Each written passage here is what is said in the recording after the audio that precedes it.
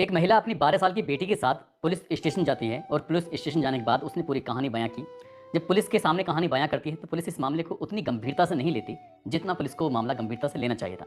हालांकि जिसके खिलाफ शिकायत दर्ज की जाती है उस व्यक्ति को भी थाने बुलाया जाता है, उसको बहुत बुरी तरह से लताड़ा जाता है, डपटा जाता है, फटकारा जाता है और कहा जाता है कि भविष्य में कभी इस तरह की घटना नहीं होनी चाहिए। यदि घटना होती है तो तुम्हारे खिलाफ कठोर से कठोर कार्रवाई की जाएगी।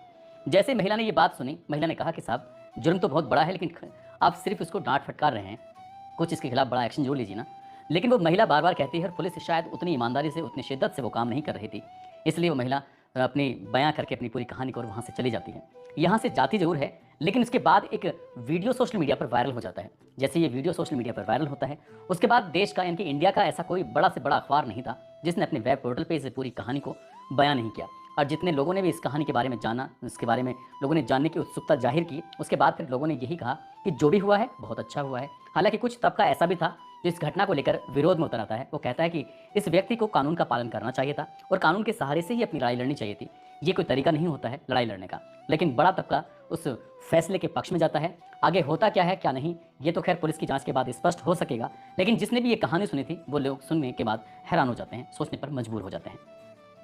आदाब, नमस्कार, सत श्री अकाल। मैं उस्मान सैफी। आज की जो सच्ची घटना मैं आपको सुनाने जा रहा हूँ, ये सच्ची घटना शुरू होती है कुवैत से। दरअसल कुवैत से 11 दिसंबर 2024 को एक यूट्यूबर जो कि वहाँ पर वर्क भी करता है, पैसे कमाता है और पैसे कमाने के बाद अपने परिवार का भरण पोषण भी करता है, साथ ही वो शौकिया तौर पर यूट्यूब पर वीडियो भी बनाता है।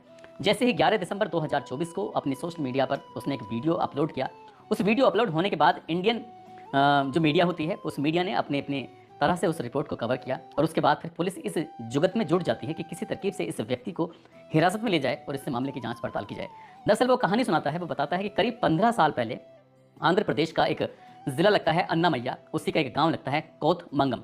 कोथमंगम पेटा का रहने वाला वो व्यक्ति जिसकी उम्र लगभग अभी फिलहाल 37 साल के आसपास है, अब से लगभग 15 साल पहले वो यहाँ इंडिया से सीधा कुवैत जाता है और जो वर्क करता था उससे जो पैसे मिलते थे अपने परिवार का भरण पोषण करता है।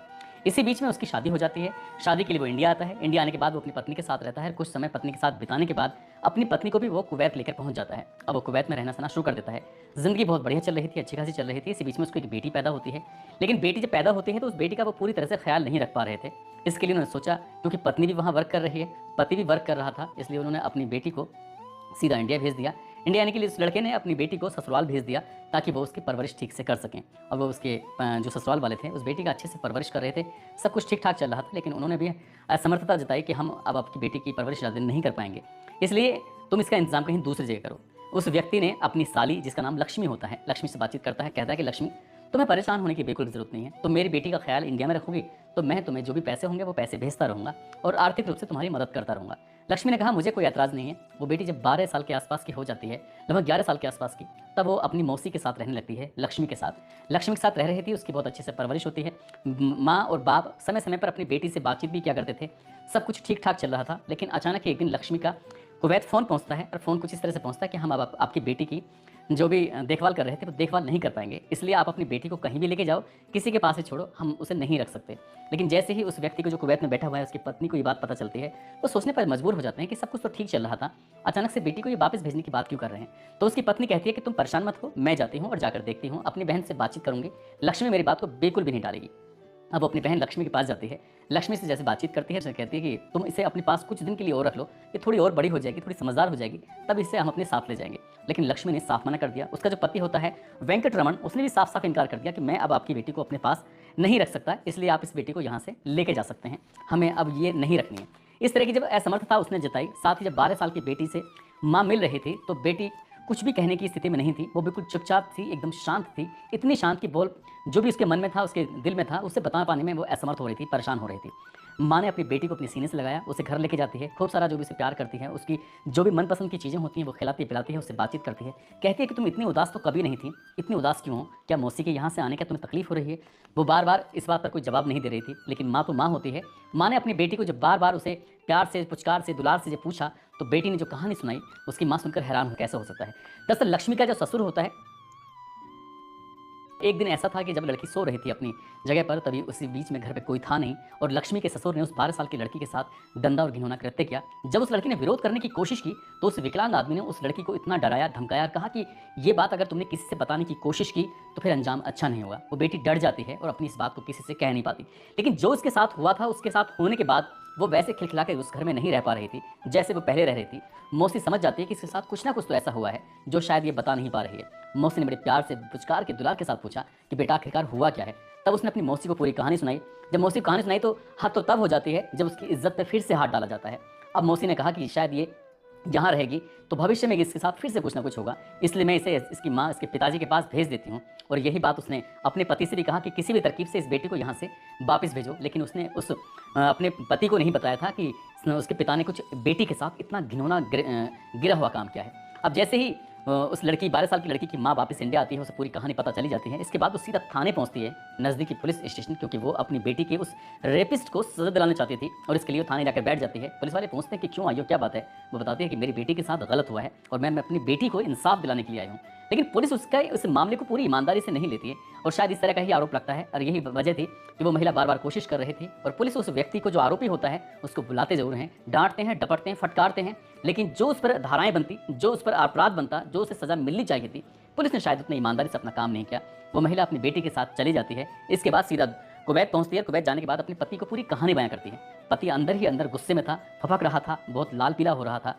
वो जब भी उसने कहा कि अगर पुलिस इसकी पत्नी की बात नहीं सुनी है तो शायद वो भी जाएगा, तो शायद नहीं सुनेगी। इसलिए एक दिन वो इंडिया का टिकट कराता है। इंडिया यानी कि आंध्र प्रदेश की उस जगह का टिकट कराता है जिसका नाम होता है अन्नामैया। अन्नामैया जाता है। वहाँ जाने के बाद वो जगह लगती है ओ बुल्लाबारी पल्ली। वहाँ पर जाता है वो बुल्लाबारी पल्ली में। वहाँ जाने के बाद वो व्यक्ति जिसने उसकी बेटी के साथ गंदा और घिनौना कृत्य किया था, जिसका नाम गुट्टा अंजू नेल्यू होता है, उसके वो पास जाता है। वो घर के बाहर सो रहा था और तभी उस व्यक्ति के पास एक लोहे की रोड होती है। उस लोहे की रोड से वो तब तक उस व्यक्ति को मारता है जब तक कि उसके प्राण नहीं निकल जाते। हालांकि उसके चीखने का, चिल्लाने का उसको अवसर ही नहीं मिलता, मौका ही नहीं मिलता और वो जहाँ जिस स्थिति में सोया हुआ था, पड़ा हुआ था, उसी स्थिति में दम तोड़ देता है। 6 और 7 दिसंबर 2024 की मध्य रात्रि की ये घटना होती है। किसी को पता नहीं था। आसपास के लोग, जब इनकी आंखें खुलती हैं, जब लोगों ने देखा कि वो व्यक्ति जिसका नाम गुट्टा अंजनेल्यू होता है, वो अपनी चारपाई पर ऐसे पड़ा हुआ है, मरा हुआ है और चारों तरफ उसकी ब्लड फैला हुआ था।